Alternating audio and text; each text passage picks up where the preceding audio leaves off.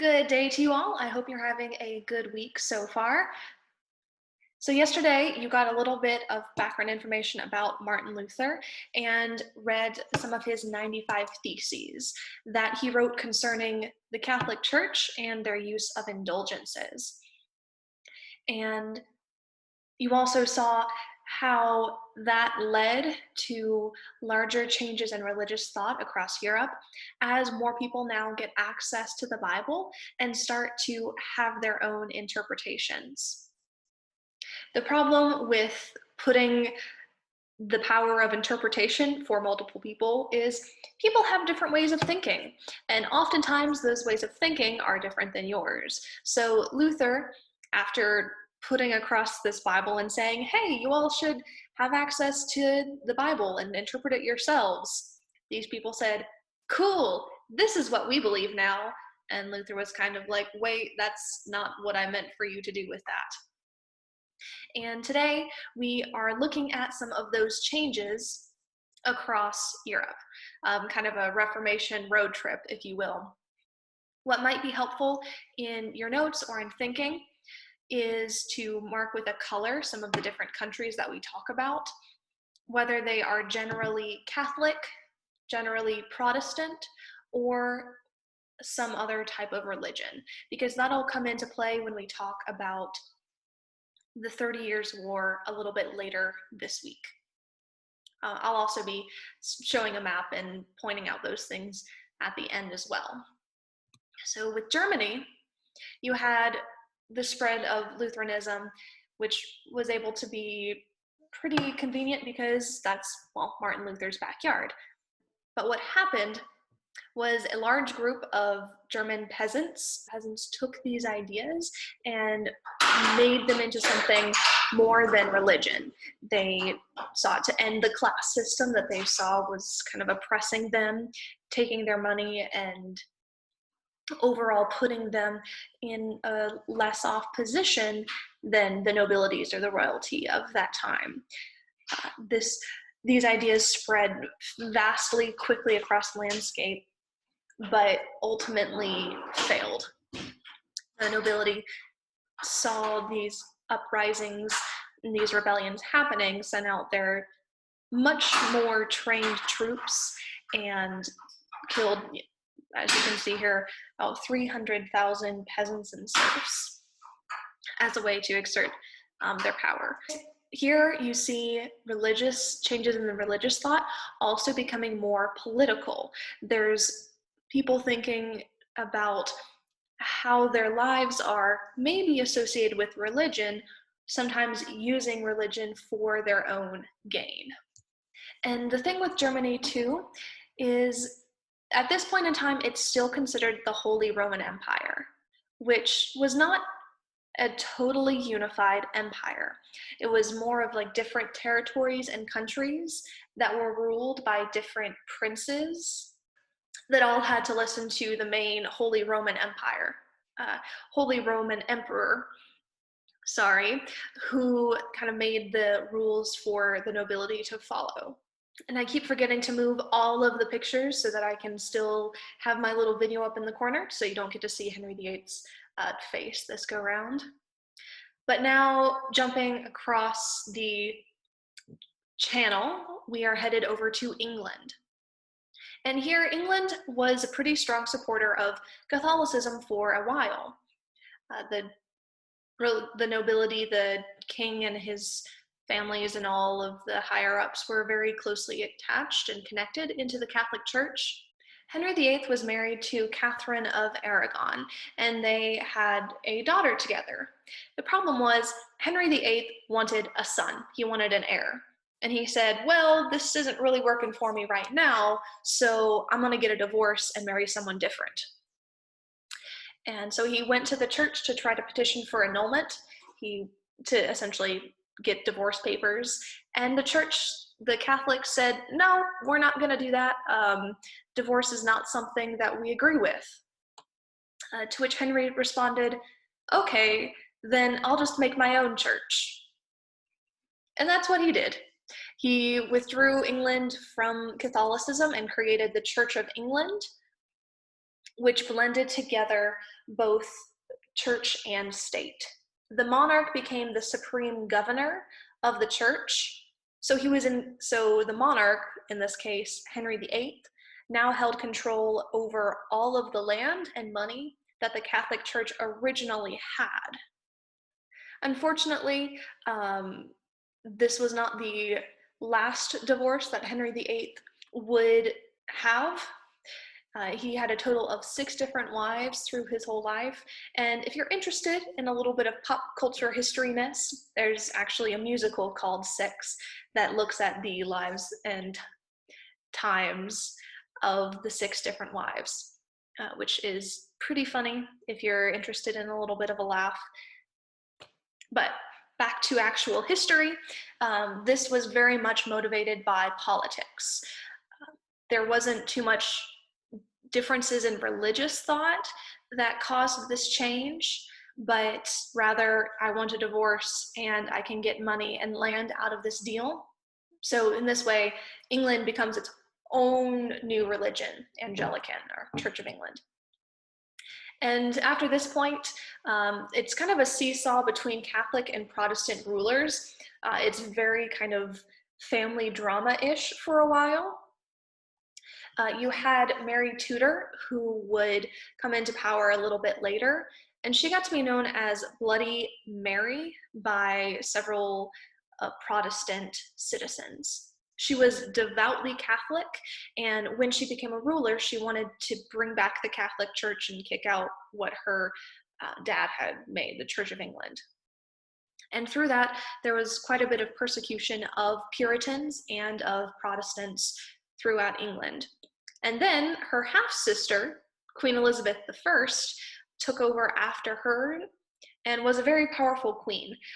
She brought England onto the world stage with a major defeat of the Spanish Armada, and attempted to take more of a moderate stance towards religion.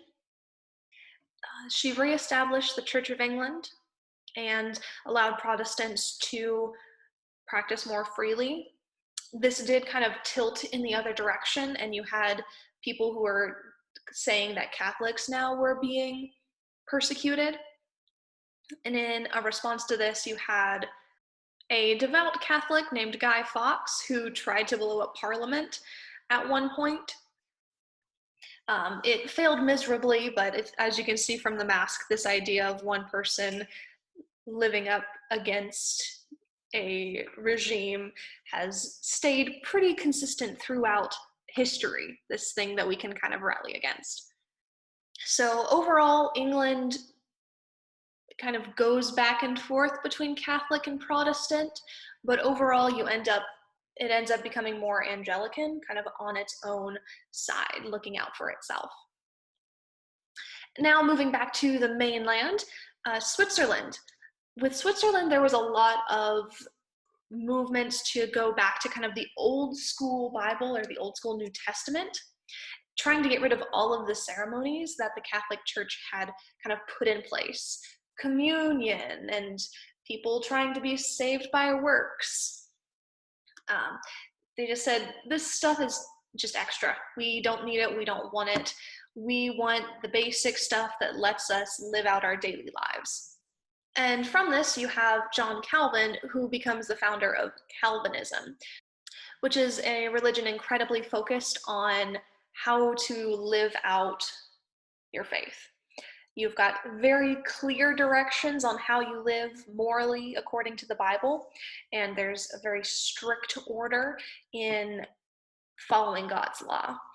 These are some of the beliefs that get transferred into later Calvinists and Puritans who would make their way across to early American colonies, where you have the government serving the church. So the church is actually the most important figure in making laws, in running a city.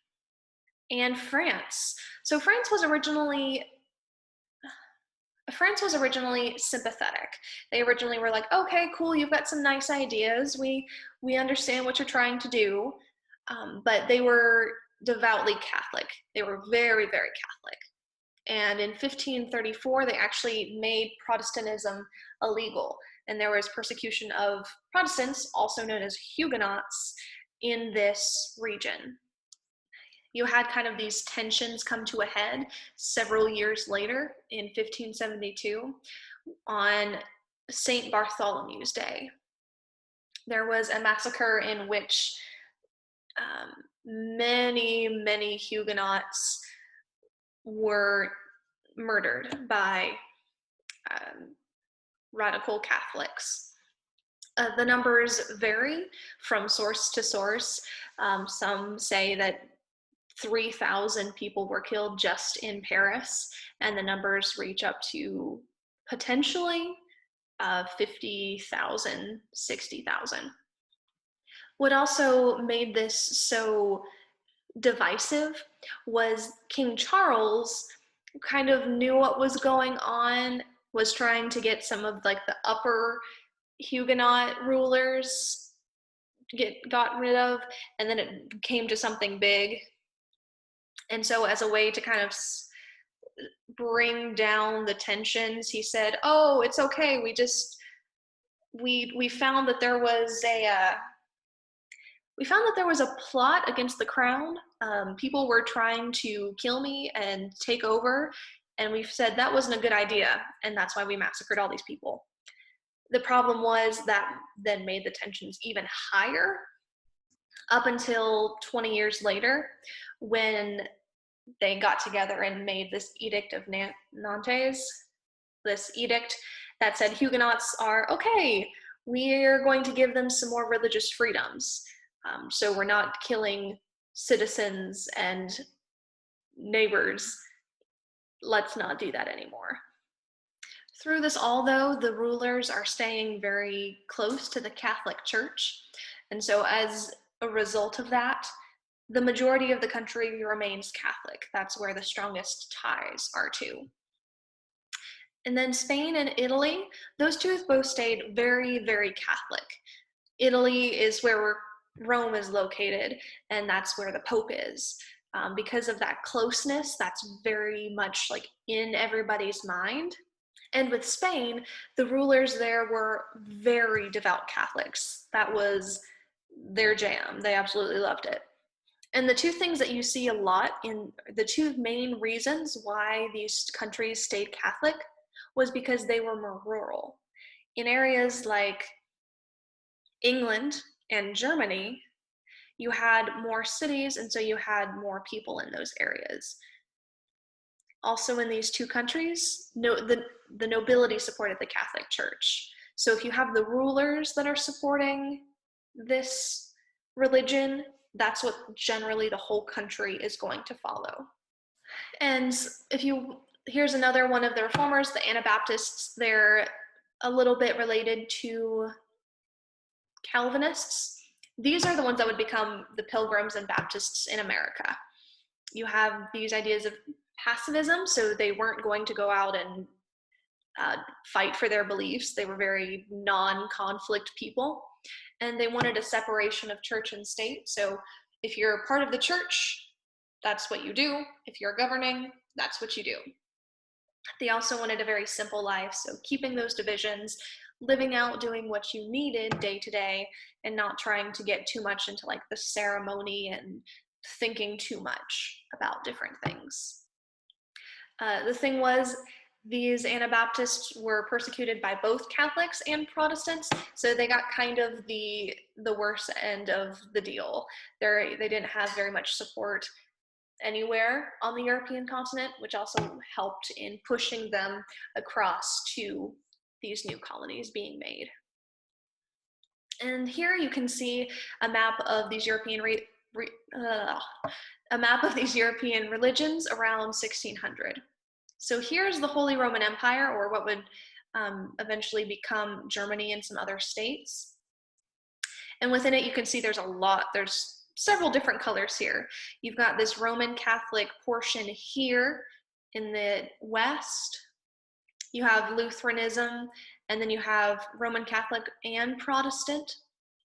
So the two religions together in one place. Here in France, It's mostly Catholic, and then you've got more of the Protestant minorities here. All of Portugal, Spain, Italy remaining Catholic. And then here, England being its own new thing, Anglican, Scotland becoming Calvinist, Ireland also staying Catholic, and Lutheranism extending up into these Nordic countries, Norway and Sweden. And we'll cycle back to this map when we get into the 30 Years' War. But to end off today, how do you think the Catholic Church is going to respond to these changes now that we've seen the different changes that have happened across Europe? How is the Catholic Church, what are they going to do about it?